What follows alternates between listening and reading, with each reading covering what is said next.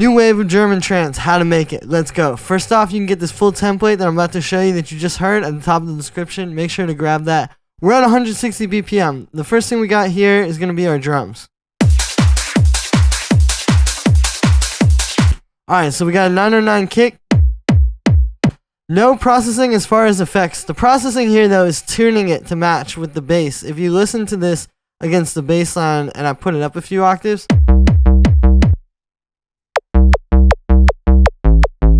it's tuned so it works. If we put it back to the default tuning, see, it's like two different notes. And this literally allows you to turn it up louder. And also, it is going to be more harmonious even when it's lower and it's harder to hear. If I put that back down, see, all of a sudden, the mixing ain't so good. So yeah, you definitely want to make sure you tune your kick. I feel like that's the most important processing when it comes to this stuff. Because like, it's happening really fast and there's a lot of stuff that can get messy. So it's like trying to make the production as clean as possible. We got our hi-hats. You know, pretty simple, but also it's making sure that this main hi-hat is a bit short. You can see I literally made the length like not even a full eighth note so that it just grooves properly with that kick. Right, because if it's too long, it's not going to work the same. So you got to make sure, again, it's like the processing is not necessarily a bunch of effects, but it's like how you work with the audio in that way. We got our clap. Really short and punchy. This one I've literally had to like take the amplitude envelope and bring it down. It's just something where you drag in a clap and then you have to listen to it with the rest of the drums.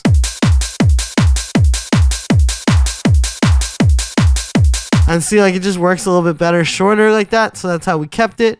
We've got this percussion loop. And the way this is made is I have this drum rack with a bunch of different sounds inside of it. Right, and we're making this little repetitive rhythm out of some of the sounds. Then there's a bandpass filter with a bunch of drive, a little bit of a resonance, and then you can see it's moving around randomly. And so you get a lot of movement, and then you combine that with this auto pan, which is essentially giving it like a side chain.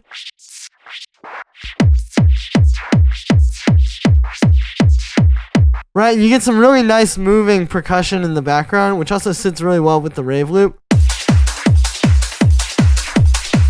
Right, it's kind of adding to that and just adding a bunch of energy. I've got this rave loop here.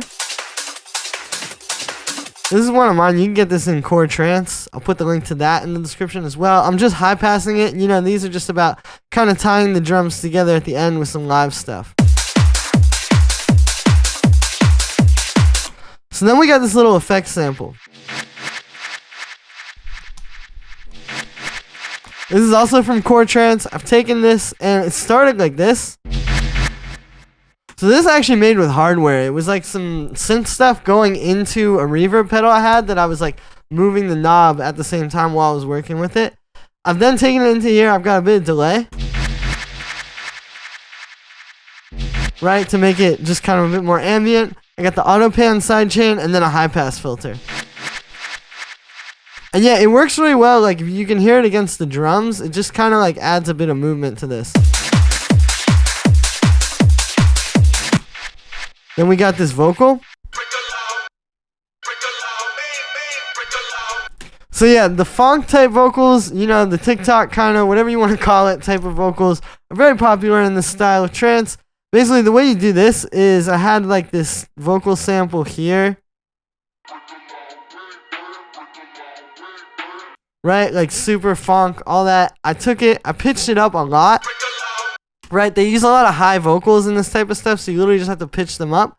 And I also got it really tight on the grid too, which I think is important with this kind of trance. You want to make sure, because like by default, like if you just take that back, it's not quite as good. See, it's like kind of behind the beat, and then you put it really on, and it all of a sudden works really, really well with this type of stuff. The only processing on that is just a high pass filter and an auto pan. I think with these, I try to find vocals that already have a texture I like, plus like pitching it up adds a lot of texture, so the processing is more than just effects with that. Then we've got our first lead.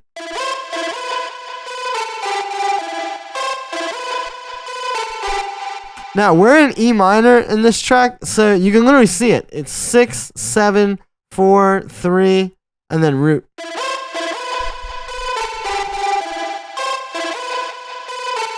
And this works with a lot of call and response, right? There's call and response. That's like, dun, dun, that's a call and response, but then it's like this is a call and this is also a response, right? So there's a lot of call and response happening, and that's really what it is to get this. It's create some call and response using notes that are in the same scale. For the sound, this is made with analog. I like using analog for these kind of leads where I'll take off all the effects and you can hear it, what it's doing. So it's these two sine waves, they're an octave apart, and there's a bunch of unison and glide as well.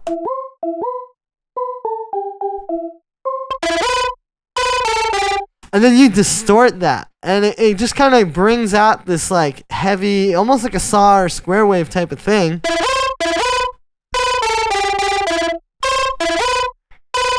And it's cool too, because a lot of trance has that same old, super saw kind of lead that honestly gets a bit boring. And I think if you make too many tracks like that, you're really just going to blend in with everybody else. And it's not really, honestly, there's no reason to really do this stuff if you're not going to push forward. And that's what these artists have done. And it's through stuff like this, like I said, like you're making the lead in kind of a different way to still get that very harmonically rich, big, powerful lead sound.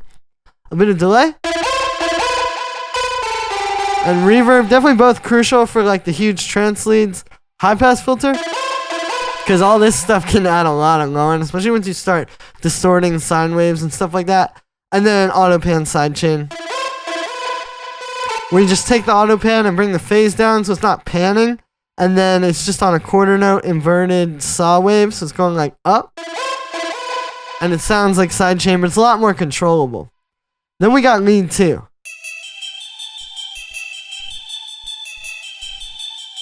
So yeah, this one on its own sounds a bit small and funny. It's kind of about how it fits in the mix though, how it works with the chord progression.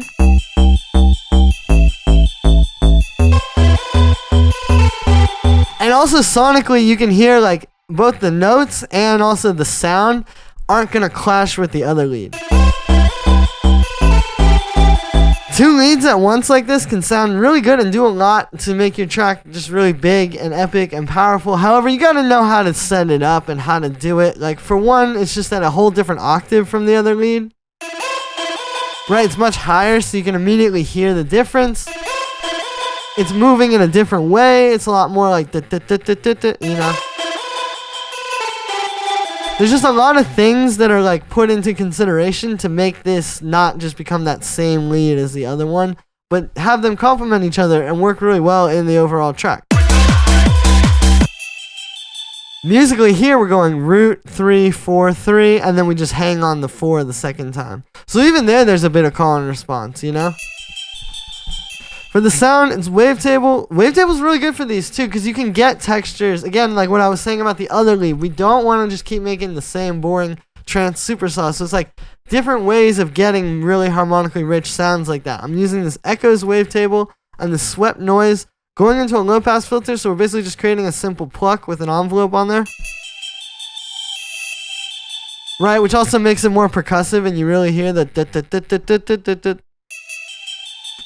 unison is on classic, and it's up really heavily, which also helps set it apart from the other one, because the other one, even though the unison is on analog, it's not that same kind of unison, so you kind of have that more down the center.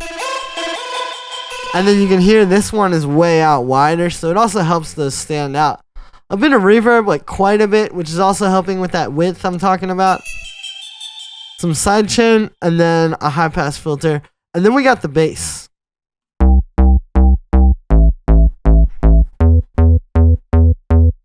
So this is really what's playing the chord progression of the track, right? Like if you listen to basically all the other melodic stuff, it doesn't really have like a home, right? And then this really brings it.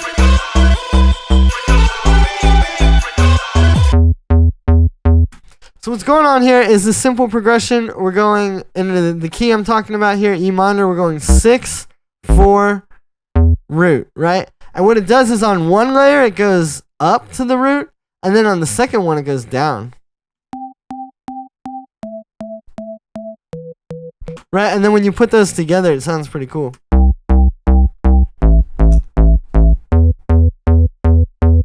And that's also because this layer is more about having like a very clean, pronounced bass, so going down low was kind of losing that. Like you can hear that doesn't have as much power. But then with the other one, it's like really just texture, so you can play with that. Like that one is cool having it go down, right? So with the sub kind of main layer, what we're doing here is it's a square wave with a bit of FM from a sine wave, which is 3 or 4 octaves up here with the chorus. Right, so we got this just huge fat waveform, and then we're low passing it, and then with an envelope on that, it creates the trance bass. I really don't like to overprocess these. I feel like a lot of the processing is really making it work with the kick, like what I was saying about, you know, pitching the kick. And just keeping this stuff really clean, because like this track is happening so fast, and there's so much other stuff that if you really start trying to like mid-side EQ your bass and do all this multi-band compression and stuff, like I could show you that, but it's really just gonna mess it up. And it's a lot of like trying to make it work just to make it, just to say you did that stuff. Really, I feel like the bass needs to just work. You know, it's really more an issue of leveling and just having a really solid starting sound and a solid chord progression too, rather than like, oh yeah, this multi-band dynamic trick will save your life. It's not going to. You know, this is an example of this stuff working on its foundation, and the foundation being solid enough that it just works, and that's what you want. Then for the second layer, we got this organ.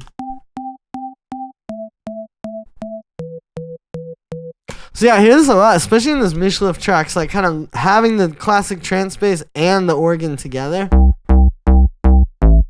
And it works really well too. So what we're doing with the organ is it's 2 sine waves, and then to create the organ sound, you need to be at least an octave and 7 semitones up. You could also have 2 octaves like this, where I'd have to put... Right? You can also play around with 1 octave like this.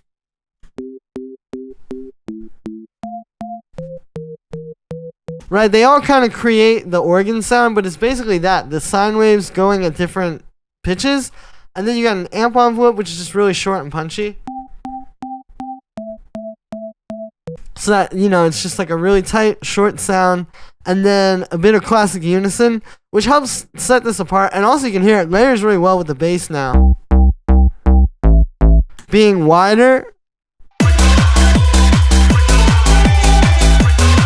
You can hear it really helps the bass line stand out in the mix too. So again, this is another one that doesn't need a whole lot of processing. It's just working on the foundations, and that's how that goes. So that's gonna be it for this one, guys. I hope you enjoyed. Make sure to like this video as well as subscribe. Let me know what you think of this video in the comments. You can get this full template, everything you saw in this video, at the top of the description on my website. I've also got my core trance library down there, which is the ultimate library of sounds for this style of music. So definitely check both of those out. Thanks for the support, everybody. Every bit helps, and I'll see you tomorrow with another video.